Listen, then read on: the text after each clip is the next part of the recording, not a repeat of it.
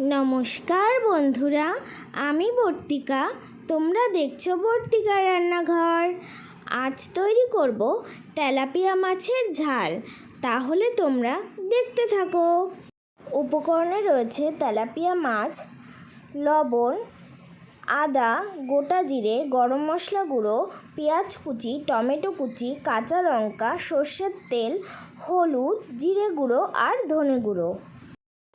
মিক্সিতে কাঁচা লঙ্কা আদা ভালো করে পেস্ট করে নিলাম। কড়াইতে সর্ষের তেল দিয়ে দিলাম। তেল গরম হয়ে আসলে লবণ হলুদ মাখিয়ে তেলাপিয়া মাছগুলো ভালো করে ভেজে নেব।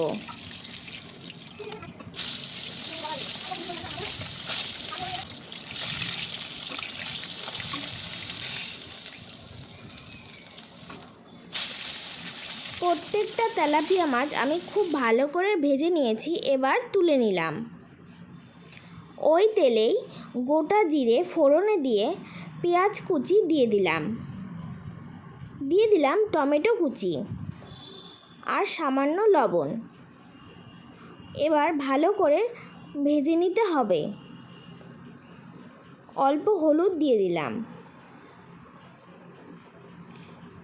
মশলাটা ভালো মতো ভাজা হয়ে গিয়েছে। এবার বেটে রাখা কাঁচা লঙ্কা আদার পেস্টটা দিয়ে আবারও কিছুক্ষণ কষিয়ে নিতে হবে। মশলাটা খুব ভালো মতো কষে গিয়েছে। এবার ধনে গুঁড়ো আর জিরে গুঁড়ো দিয়ে দিলাম হাফ চামচের মতো। এবার মশলাটা আবারও বেশ খানিকক্ষণ ধরে কষিয়ে নেব। মশলা থেকে তেল ছেড়ে গিয়েছে। এবার পরিমাণ মতো গরম জল দিয়ে কিছুক্ষণ অপেক্ষা করব ফুটে ওঠার জন্য। ঝোলটা ফুটে গিয়েছে। এবার ভেজে রাখা মাছগুলো দিয়ে ঢাকা দিয়ে রাখবো 10 থেকে 15 মিনিটের জন্য। 10-15 মিনিট পর ঢাকা তুলে গরম মশলা দিয়ে নামিয়ে নিলেই তৈরি হয়ে যাবে তেলাপিয়া মাছের ঝাল। বন্ধুরা, কেমন লাগলো আমার এই রেসিপিটি তোমাদের অবশ্যই জানাবে।